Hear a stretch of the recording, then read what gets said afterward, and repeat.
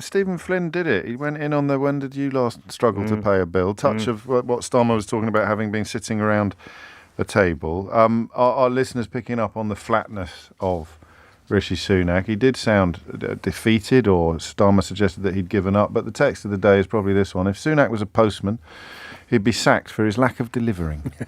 Let's start with Starmer. What Clever in a way, James. I didn't see it coming. Do you think Sunak was surprised? Yes. Yeah, right. Yes. It was one of those weeks where there wasn't an obvious thing to sort of go in on, and Keir Starmer going back to housing, which has worked well for him in the past. I've actually thought he should and could do it more than he did, and he did it very effectively, I thought, today. Yes. Talking just very simple questions. The Tories pledged in their last manifesto to build 300,000 homes a year.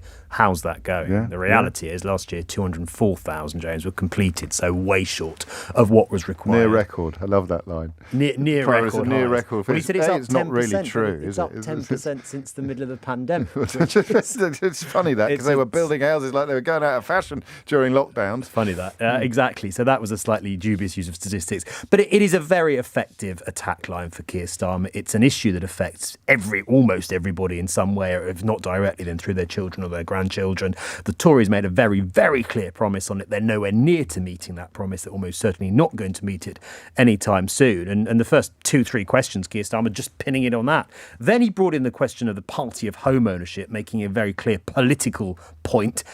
How can they claim to be the party of home ownership was the question. In response to Rishi Sunak's answer, he said, they're not, we are. So planting his metaphorical political tanks very firmly, again, on an issue, as he's done this quite successfully in the past few months, on an issue. Did it with crime. He's trying to do it a bit with immigration too. Now he's doing it with home ownership, stealing their ground. If the Tories, and actually Labour's ahead on a lot of the things that typically the Tories are ahead on, things like taxation, things like crime. Now he's trying to go for home ownership too. Then Keir Starmer brought it on, again, reasonably effectively, to the issue of mortgaging the banks. He did a little bit of what we thought he might do. When will the Prime Minister stop gently asking the banks to do the right thing? When will he act? And focusing on the crisis in mortgages that he then links, of course, to the crisis in home ownership, because they are two sides of the same coin. And he did that effectively. It's also, James, one of the issues where there is clear blue water, clear ground, clear space between the two parties on this. Rishi Sunak, since coming in, has been far more, in some ways, anti-house building than his predecessors. He scrapped Michael Gove's plans to force councils to build a certain number of homes. Of course. He's spoken a lot about the need to give local people control over what is or wasn't built in their area. Boris Johnson and Liz, particularly Liz Truss, were much more of the approach to forget all that. We just need to build these homes. Keir Starmer has gone out on a limb in a way that sometimes he's a bit reluctant to do, and said Labour would bring back those compulsory house building pledges. So there is a clear difference in policy. Then you had Lisa Nandy in a speech this morning saying what we need to do is build millions or thousands more social homes and affordable homes. So there is a big difference in policy that Keir Starmer can also point to when Rishi Sunak says, well, what would you do? There is something he would do quite different. The pushback on the specifics is interesting, isn't it? It's all very well pledging. I've heard someone's asked, are these promises, pledges, or people's priorities? I quite like that. I might be stealing that as a response to these political promises. But specifically saying where are they going to be built? It's the difference between national politics and constituency politics. And he reached for that. Someone presumably handed it to him, or something where he said, these colleagues have all resisted specific new developments in their constituency. So that there's some mileage in that for Sunak.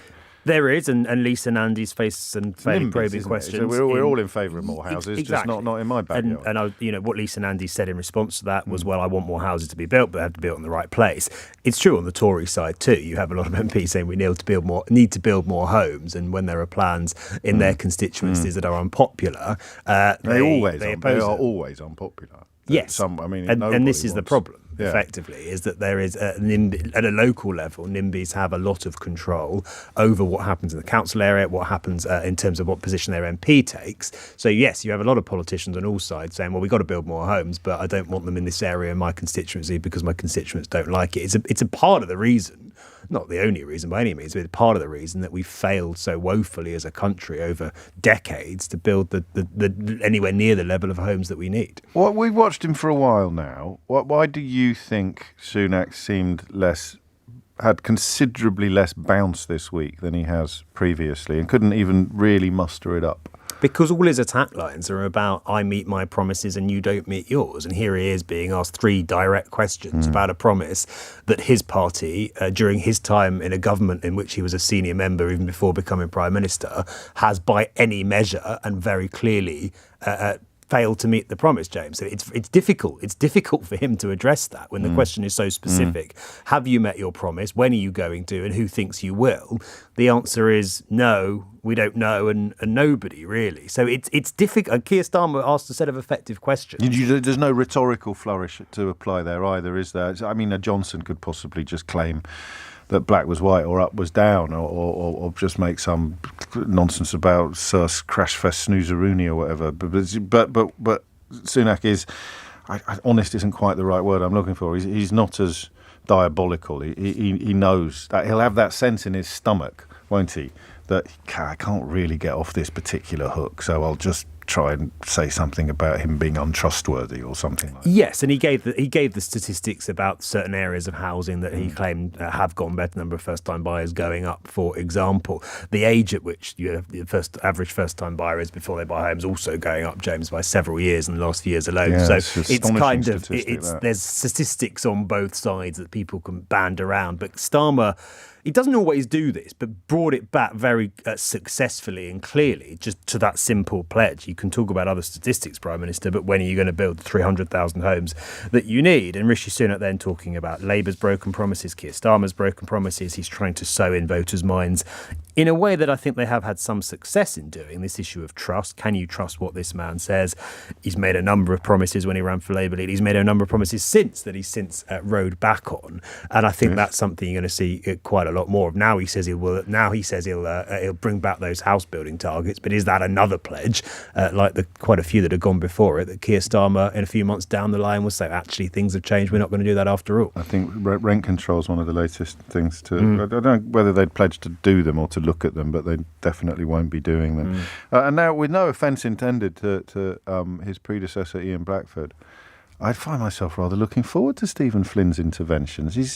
What he's done that perhaps his predecessor didn't is oppose both major parties more clearly. So he never misses an opportunity to have a little dig. He sort of goes for a rabbit punch. So he might swing at Sunak, but then somehow he does a little rabbit punch at Starmer as well at the same time. Yeah, and he mentions Brexit every week, which is obviously designed to point out the difference between the SNP and not just the Tories, but also Labour too, given their Brexit positions are not wildly different.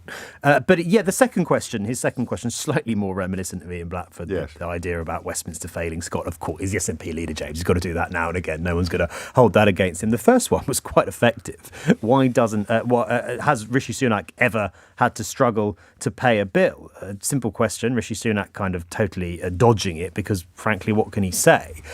He has been asked in the past, have you got a mortgage now? He declined to answer it. He has been asked, have you ever had a mortgage? The answer to that was yes. But clearly that's, again... For 28 minutes in 2002, before my first Goldman Sachs bonus, but was it Goldman Sachs or JP Morgan? Goldman Sachs? I think it's Goldman Sachs. Before my first Goldman Sachs bonus arrived, I did briefly have a mortgage, yes. And then Stephen Flynn also bringing in the line that Keir Starmer referenced to in his question, Rishi Sunak on Sunday in that interview, urging people to hold their nerve. Keir Starmer saying, why doesn't he try to locate his nerve when it comes to helping people who are struggling with their mortgages? Stephen Flynn going further, accusing him of being patronising towards the British public by using that term, which some Tory MPs I was talking to yesterday, James, were a little bit sort of, why on earth did he say that? They didn't think the tone was quite right. It was very odd, and it didn't seem to be off the cuff either. I mean, maybe it was off the cuff. Was this in front of IKEA staff? Or was no, this was an interview on Sunday. This was in the interview, the Hold Your Nerve. Just a very... So, I mean, we came on air with it at 10 o'clock on Monday morning because it was irresistibly sort of ill-judged.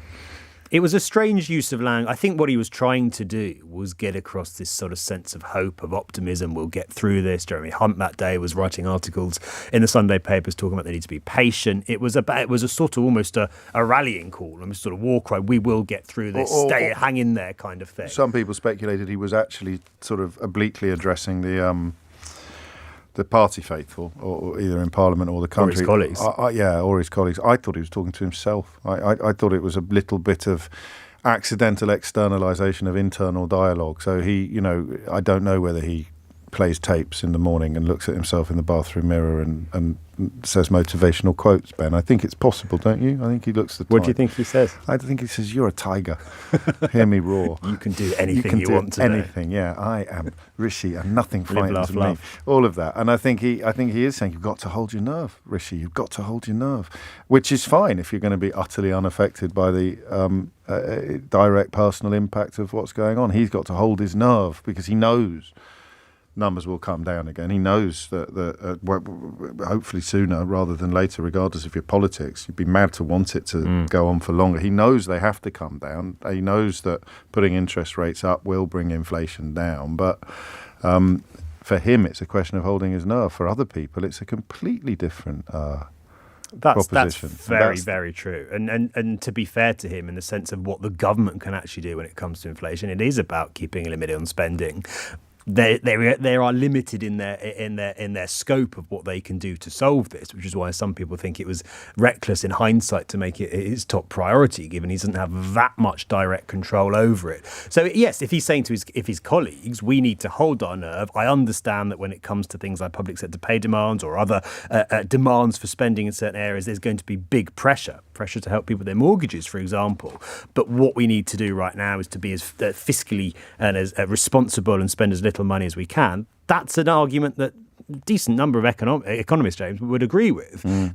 What damaged him, I think, on that was the suggestion that he was telling other people to hold their nerve, which was the kind of impression that was given in that interview. Because, of course, the question is, well, if you're about to default on your mortgage and potentially lose your house, if you're about to have your gas and electricity turned off, what are you meant to do? And that's why it went down. That's why I was no surprise that both Keir Starmer and Stephen Flynn brought that phrase up at PMQs. I think it was, in hindsight, something the PM probably slightly regrets using, and I suspect we won't hear him use again. It's going to haunt him, though, isn't it? And I suppose he could have said, "Well, I haven't ever actually had to worry about paying a bill," but in solidarity with people who do, I've turned my swimming pool down by 1 degree this week.